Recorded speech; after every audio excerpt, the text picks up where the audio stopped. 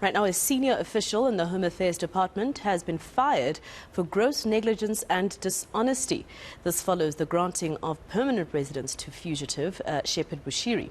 Minister Aaron Motsoaledi says the official is currently appealing his dismissal.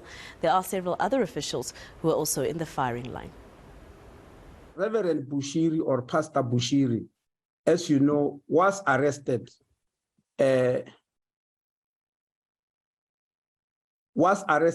by the Hawks for a fraud amounting to 102 million rand, which happened in his church, and he was given bail and put under the care of police to report at the police station every 3 times per week. And you'll remember that during that era, he escaped, and we came here to the portfolio committee many times to account and being asked about that escape. And so I don't have to repeat that. I was just trying to recap. It's not here on my slides. But then the department sat down to finalize, to investigate, because it was found that Bushiri is a permanent resident in South Africa. And we wanted to know exactly how he acquired his permanent residency, how does it relate to the escape, etc., etc. And we went on to investigate as the Department of Home Affairs, because that is our purview. And we discovered that indeed the permanent residence documents that Bushiri got them very irregularly. He was not supposed to get them. Certain officials gave it to him in what we believe is a fraudulent scheme. And so we started charging the officials for gross dishonesty, for gross negligence, for non-compliance with the Immigration Act regulations and standard operating procedures. And the disciplinary process has been finalized, in terms of which the senior official who was in charge at the level of chief director was dismissed on the 23rd of May with immediate effect. Now, Motsoaledi says the process to investigate other foreign-led churches in South Africa is underway.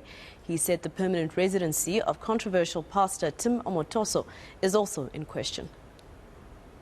You are aware that this is the last item I'm going to present about the issuance of permits, which was presented to the committee.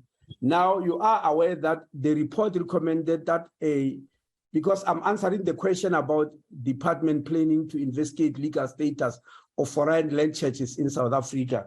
I think this is asked because of the Bushiri matter. What about the foreign-led churches? Because remember, I also told the committee that after discovering that Bushiri had fraudulent documents, I also heard that Pastor Omotoso, who is on trial in Gqeberha in the Eastern Cape for issues of rape, I also was tipped that his documents are not in order. He also acquired them in a wrong way. So, Chairperson, that's why then the committee came into being to investigate. Now, the committee recommended that we put up a task team comprising investigators, attorneys, data analysts, and system experts, and should be appointed by the department to fully investigate for the purpose of prosecution, internal disciplinary action, deportations of fraudulent immigrants, recovery of proceeds based on this recommendation. Now, this part, Chairperson, is going to help us also on this issue of foreign-led churches. But as you know, I'm going to report about it on the last agenda item. That is number 4. So allow me to skip it. Now, the department has initiated the procurement process to that effect. I'll come back at number 4, at item number 4. We are adding that apart from what is already being done by the department, you'll remember that in 2016, the Commission for the Promotion and Protection of the Right of Cultural, Religious and Linguistic Communities undertook a study inter alia about the impact that foreign-led churches has on ordinary South African citizens. Based on the findings of that commission, LRC Commission, the department amended its legislation to provide for the issuance of visas instead of work visas to foreign religious workers. We did so as a recommendation of the LRC Commission chairperson, because in the past, religious workers were coming here through work visas, and they finally, because of that, finally apply for permanent residence in South Africa and do the type of things that, later on Bushiri did. So we are saying they must come only as visitors, but as visitors who can perform work.